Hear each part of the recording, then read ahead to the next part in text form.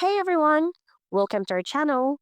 In this video, I will show you on how to hide Instagram chats without deleting them. So, let's dive in. To get started, open Instagram app, then make sure to log into your account. Set your account first into professional account. So, click on your profile icon on the lower right part of the screen.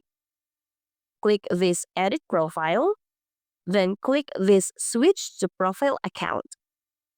Just click continue and respond to the questions appeared on the screen like this one to fully set up your account.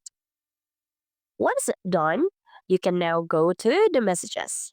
Now, the messages can now be set into primary, general, and request. So let's try to move these messages into general to hide. Just long press the message and select move to general. You see, we can no longer see the messages in primary category. So, that's how to hide Instagram chats without deleting them. If you found this video helpful, please like and share, and don't forget to subscribe and hit the notification bell for more videos.